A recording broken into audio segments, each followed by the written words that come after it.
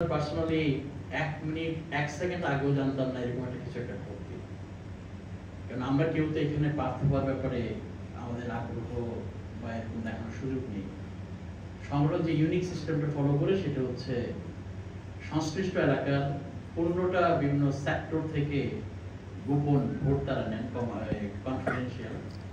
সেটা হচ্ছে ওখানে জামাত, মহিলা জামাত, শ্রমিক কল্যাণ ফেডারেশন, আদর্শ শিক্ষক পরিষদ, শিবির, ছাত্র সংস্থা, এরকম 15টা সেক্টর থেকে গোপনে ভোট নেন যে কাকে প্রার্থী হিসেবে তারা চান। তারপরে সেন্ট্রাল একটা অবজারভেশন থাকে, জরিপ থাকে, সবগুলো মিলিয়ে এটা সিদ্ধান্ত হয়। তো বেসিক্যালি হঠাৎ করে এই সিদ্ধান্ত এবং হঠাৎ করেই আমার উপর যখন এই বোঝাটি, এই দায়িত্বের একটা ভার আমার কাছে চাপলো, আসলে আমার জানা নেই আমি কিভাবে এটা আঞ্জাম দিব। তারপর আল্লাহ করে যে দায়িত্ব আশা করেই আমি রেগুলার বেসিসে বাংলাদেশে যাওয়ার চেষ্টা করছি এবং আলহামদুলিল্লাহ যাওয়ার ফলে আমার মাঝে একটা দৃঢ় প্রত্যয়, দৃঢ় প্রতীতি, দৃঢ় কনফিডেন্স এসেছে যে আলহামদুলিল্লাহ এই ময়দানকে হয়তো আল্লাহ যে সুযোগটা দিয়েছেন ইসলামের জন্য আবাদ করার, চাষ করার, মানুষের কাছে কাছে ইসলামকে পৌঁছানোর, শুধুমাত্র এই দায়িত্ব পালন করার জন্য আমাকে আসতে হবে এখানে, যত বড় ত্যাগ কোরবানি হোক না কেন। 2008-7 থেকে এদেশে আসলে যে আন্দোলন আমি শুরু করি সেই বাংলাদেশের ব্যানারে, দীর্ঘ 15টি বছর বাংলাদেশে যাওয়ার সুযোগ হয়নি।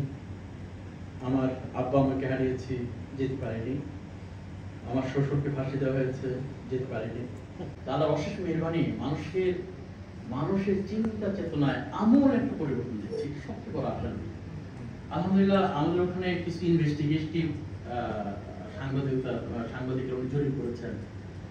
দেখা গেছে যে একটা এলাকায় ওরা একদম সকল লেভেলে মানুষের সাথে মেশার চেষ্টা করছেন এবং তাদের ইন্টারভিউ নিয়েছেন।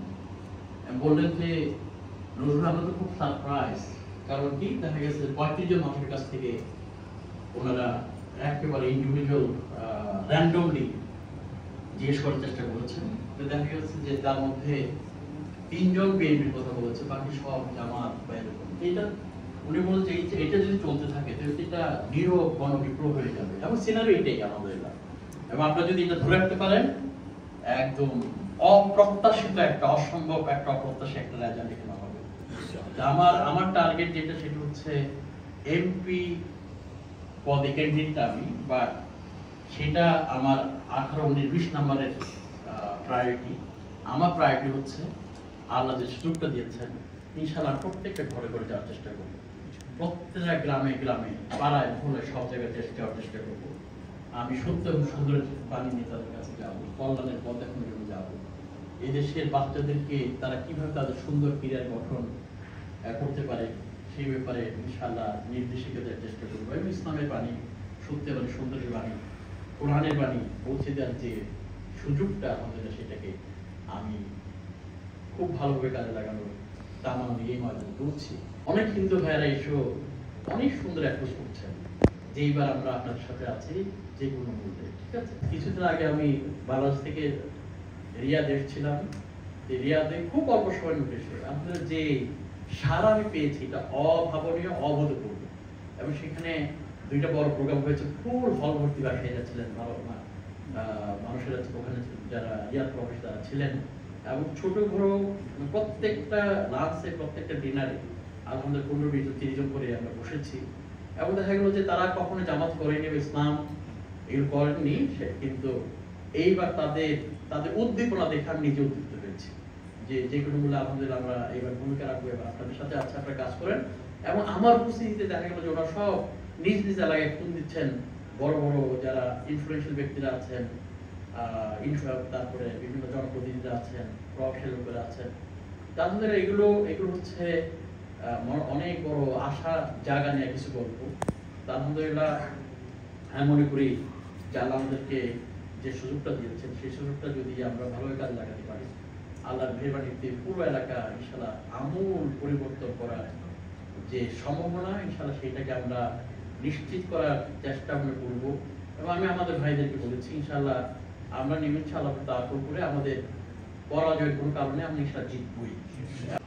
কথা দিয়ে কাজ দিয়ে বিভিন্ন ভূমিকা দিয়ে অনেক সময় অনেক কষ্ট দিয়েছি, আপনি মাফ করে দেবেন। আর আল্লাহ যদি আমার পথ চলাকে সহজ করে দেয়, আমার জীবনের মানে যে মিশনই যাচ্ছে আল্লাহ যদি সেটা সফল করার জন্য যে ধরনের শক্তি, সাহস, হিম্মত, যে ধরনের হ্যাকমত দরকার, আল্লাহ যদি সবকিছু আল্লাহ গাড়ির মধ্যে দিয়ে আমাকে সাহায্য করে আমার পথ চলা যাতে সহজ হয়।